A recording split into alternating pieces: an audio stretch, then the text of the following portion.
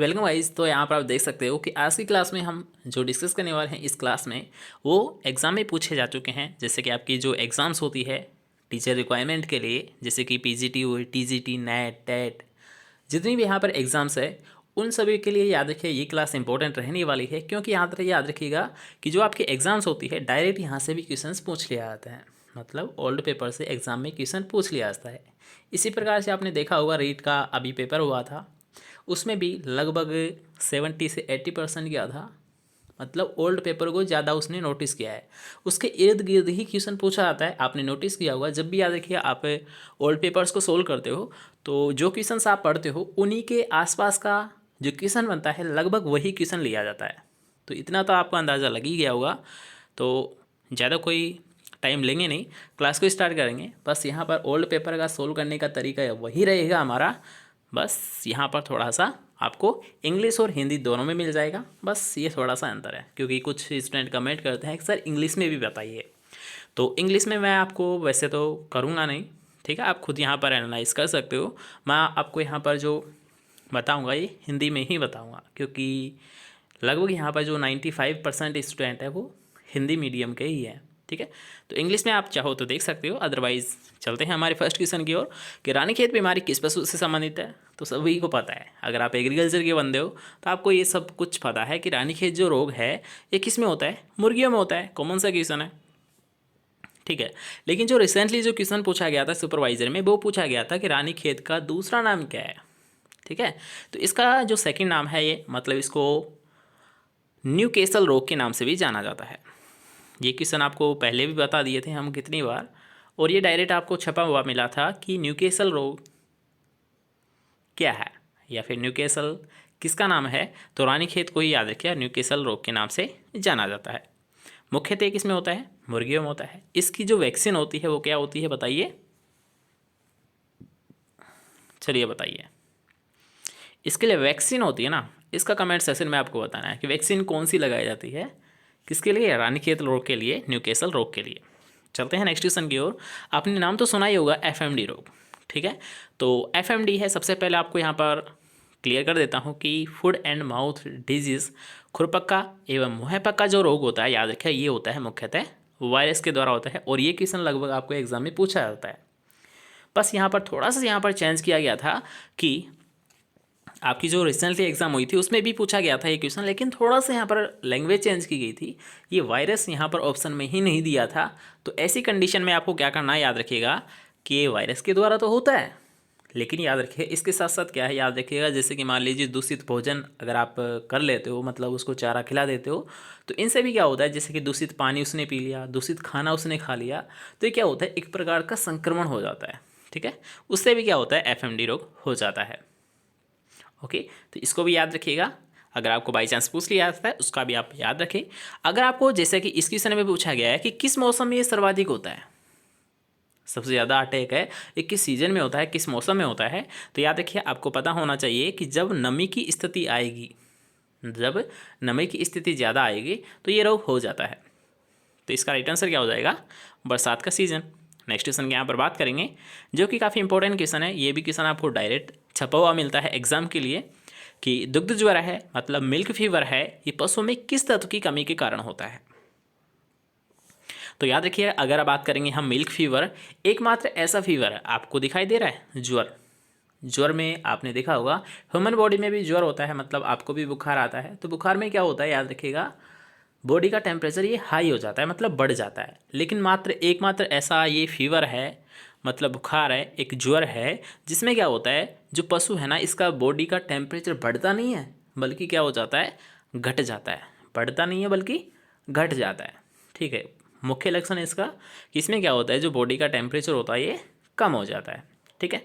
First लक्षण याद रखिएगा। इसके अलावा ये होता किससे है, इसमें बॉडी का टेम्परेचर क्या हो जाता है, कम हो जाता है। ये होता किससे है, कैल्शियम तत्व की कमी से होता है, ठीक है। और मुख्यतः याद रखिए ये दुधारू पशुओं में होता है। दुग्ध ज्वर है, मतलब जो दुधारू पशु है मादा, उनमें ये मुख्यतः होता है। अब अगर बात करें मादा पशु की, मतलब दूध तो सभी देती है लगभग, लेकिन याद रखिएगा जब ये बच्चे को जन्म देती है मादाएँ, तब ये मुख्यतः देखने को मिलती है। मतलब प्रसवकालीन जो स्थिति आती है या फिर प्रसवकालीन के जो 5 से 7 दिन का अंतर आता है, गैप आता है, तो उसमें ये मुख्यतः याद रखिए क्या होता है, लगभग ये होने की संभावना बढ़ जाती है। किस पीरियड में, मतलब प्रसव काल के तुरंत बाद की जो स्थिति होती है उसमें ये मिल्क फीवर जो रोग है ये होने की संभावना हो जाती है। ठीक है, क्लियर हुआ। इसके बारे में जितने भी पॉइंट थे जो कि एग्जाम में पूछे जाते हैं उन सभी के बारे में चर्चा कर ली है। तो बढ़ते हैं आगे क्वेश्चन की ओर। 4th क्वेश्चन है, आप भी चाहो तो बता सकते हो कि पशुओं का जन्मजात या फिर जन्मगत कमियों का क्या कारण होता है। क्या कुपोषण, क्या छूत की बीमारी, क्या जहर पीने से, या फिर आनुवंशिकता।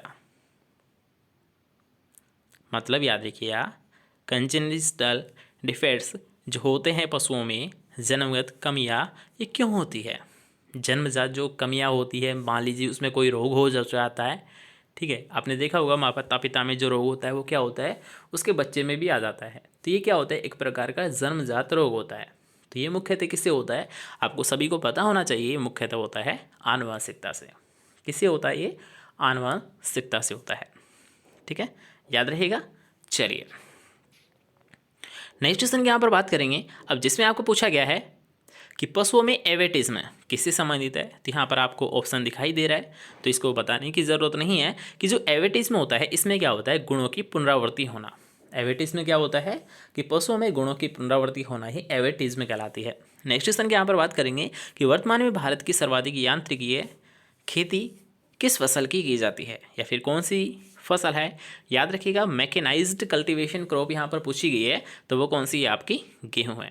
कौन सी है, गेहूँ है। नेक्स्ट क्वेश्चन के यहाँ पर बात करेंगे जिसमें आपको पूछा गया है कि हरी खाद का प्रयोग अधिकतर किस तत्व के स्रोत के रूप में किया जाता है। ये क्या है, स्रोत है, मतलब स्रोत है। ठीक है, तो स्रोत के रूप में किया जाता है। तो याद रखिए, जो हरी खाद होती है, जो याद रखिए ग्रीन मैन्यूर होती है, इनका प्रयोग मुख्यतः किया जाता है नाइट्रोजन की मात्रा को बढ़ाने के लिए। तभी तो हरी खाद के लिए नाइट्रोजन फिक्सेशन करने वाली क्रॉप्स का ही यूज़ किया जाता है। क्यों, क्योंकि याद रखिए जो हरी खाद होती है ये क्या करती है, नाइट्रोजन की रिकमेंडेशन या फिर नाइट्रोजन की मात्रा को बढ़ाती है। इसलिए याद रखिएगा दलहनी फसलों का मुख्यतः यूज़ किया जाता है हरी खाद में, ग्रीन मैन्यूर में। क्लियर। चलिए नेक्स्ट क्वेश्चन यहाँ पर बात करेंगे अब, जिसमें आपको पूछा गया है कि पौधों को जिन 2 तत्वों की सर्वाधिक आवश्यकता होती है वह है पोटेशियम और, मतलब एक तो उसने दे रखा है ऑलरेडी कि एक तो होता है पोटेशियम, लेकिन एक कौन सा होता है, ऑप्शन आपके सामने है जिंक, कॉपर, नाइट्रोजन या फिर सल्फर। तो आप सभी को पता होना चाहिए कि याद रखिएगा जिन 2 तत्वों की सर्वाधिक आवश्यकता होती है उनमें से एक कौन सा है, नाइट्रोजन, और एक होता है पोटेशियम। पौधों को सर्वाधिक किसकी आवश्यकता होती है, नाइट्रोजन और पोटेशियम की होती है।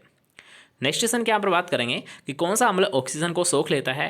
तो याद रखिएगा जो एब्जॉर्ब कर लेता है ऑक्सीजन को, सोख लेता है, वो कौन सा होता है, अम्ल पायरोगोलिक अम्ल होता है। C option is right answer. पायरोगोलिक अम्ल वो होता है जो कि ऑक्सीजन को सोख लेता है, एब्जॉर्ब कर लेता है।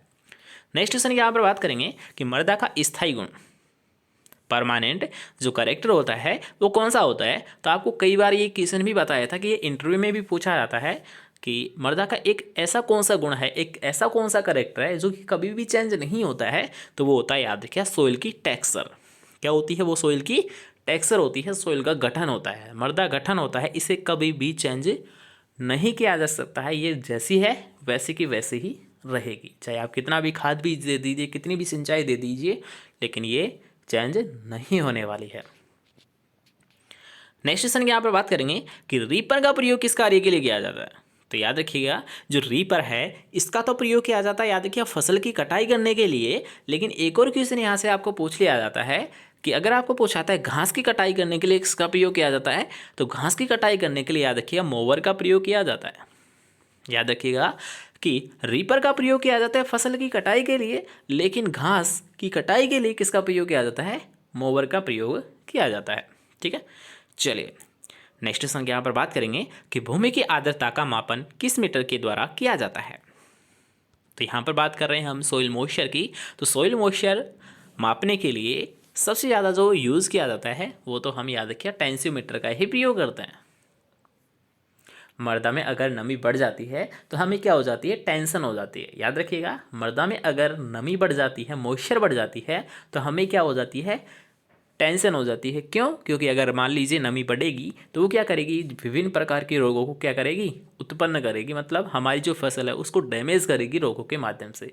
इसलिए हमारी क्या हो जाती है, टेंशन हो जाती है। तो याद रखिएगा, मृदा नमी किससे मापी जाती है, टेंसीमीटर से मापी जाती है। क्लियर? चलिए नेक्स्ट क्वेश्चन के यहाँ पर बात करेंगे कि ड्रिप सिंचाई में भारत का अग्रिम प्रदेश कौन सा है। मतलब ड्रिप इरिगेशन है, बूंद बूंद सिंचाई जिसे आप बोलते हो, टपका विधि जिसे आप बोलते हो। तो इस विधि का जो सबसे ज़्यादा प्रयोग है ये किस स्टेट में किया जाता है, किस राज्य में किया जाता है? पंजाब, महाराष्ट्र, उत्तर प्रदेश, हरियाणा। तो ये क्वेश्चन भी आपको बताया गया था कि महाराष्ट्र में सबसे ज़्यादा ड्रिप इरिगेशन, बूंद बूंद सिंचाई, टपका विधि का प्रयोग किया जाता है। ओके, वैसे याद रखिएगा, अगर आपको पूछ लिया जाता है ड्रिप जो विधि है, बूंद बूंद जो विधि है, या फिर फव्वारा विधि है, एक होती है फव्वारा विधि, एक होती है ड्रिप विधि। तो इन दोनों विधियों को ही कहाँ से लाया गया था? याद रखिए, इजराइल से ही लाया गया था। किस देश से भारत में लाया गया था? इसे इजराइल से देश से लाया गया था। ठीक है, याद रखिएगा ये भी क्वेश्चन।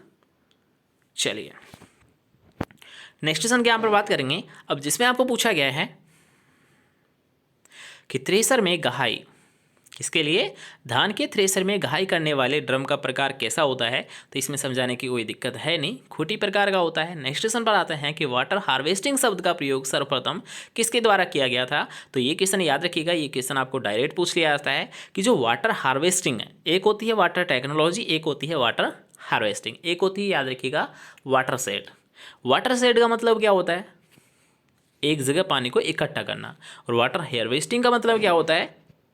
वाटर हार्वेस्टिंग का मतलब क्या होता है? पानी का स्टोर करके अगले साल उसका क्या हो रहा, फसलों के लिए उसका प्रयोग करना। दोबारा से डिफरेंस समझ लीजिए, एक होती है वाटर हार्वेस्टिंग, एक होता है वाटर शेड। वाटर शेड का मतलब है कि कहीं ऐसा जगह है जहाँ पर हम पानी को एकत्रित कर देते हैं और नदी नालों में छोड़ देते हैं। लेकिन वाटर हार्वेस्टिंग का मतलब ये होता है कि हम पानी तो एकत्रित करेंगे, लेकिन इस पानी का हम क्या करेंगे, अगले साल हम हमारी फसलों में इसका प्रयोग करेंगे। क्या करेंगे, हमारी जो फसलें हैं, मान लीजिए कोई सी भी फसल है, इसमें इस पानी का प्रयोग क्या लिया जाता है? एक तरीके से आप जल संरक्षण आप मान सकते हो। ठीक है, याद रहेगा ये क्वेश्चन, मतलब दोनों में डिफरेंस आपको पता होना चाहिए, क्योंकि वाटर साइड से भी क्वेश्चन पूछा आता है और वाटर जो हार्वेस्टिंग है ये तो शब्द मायोर्स के द्वारा ही दिया गया था। सलाद के लिए नर्सरी में बीज बोने का महीना कौन सा होता है? मतलब इसकी टाइम क्या होती है, सोविंग पीरियड क्या होता है? तो ये होता है, याद रखिए, सितंबर से अक्टूबर के मध्य। खरबूजे के लिए बीज दर कितनी होती है? तो ये तो आपको पता ही होगा। तरबूज की कितनी होती है? तो तरबूज से जस्ट कम ही तो होती है इसकी। तरबूज की आपको पता है 3 से 4 होती है, तो 2 से 3 किसकी होती है? फिर खरबूजे की होती है।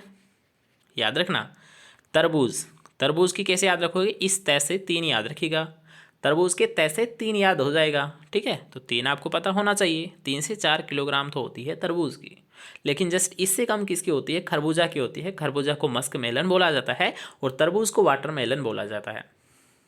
ओके, राउंड मेलन किसे बोला जाता है? ककड़ी, राउंड मेलन ककड़ी को बोला जाता है। ठीक है, याद रखिएगा, या फिर खरबूजा को बोला जाता है।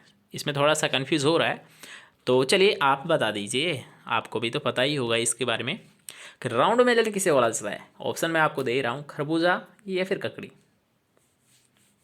बताइए। लौकी होती है बोटल गार्ड, बोटल गार्ड लौकी होती है, लेकिन बात कर रहा हम यहाँ पर राउंड मेलन की। तो राउंड मेलन किसे बोला जाता है, आप कमेंट सेक्शन में बताइएगा। नेक्स्ट क्वेश्चन के यहाँ पर बात करेंगे, कुकुरबिट्स की पौध तैयार करने के लिए पॉलीथीन बैग का क्या आकार उपयुक्त रहता है? मतलब यहाँ पर उसने पूछी है साइज, मतलब आकार पूछा है। तो यहाँ पर आप देख सकते हो, इसको तो आपको डायरेक्ट याद रखना होगा कि जो पॉलीथीन का जो साइज़ लिया है, साइज 10 × 15 सेंटीमीटर का लिया जाता है। नेक्स्ट क्वेश्चन के यहाँ पर बात करेंगे कि जेली बनाने के लिए सबसे उपयुक्त फल कौन सा होता है? तो आपको कितनी बार पढ़ाया है कि जैम के लिए तो सेब होता है, जैम बनाने के लिए तो सेब होता है, लेकिन जेली बनाने के लिए अमरूद होता है, जो कि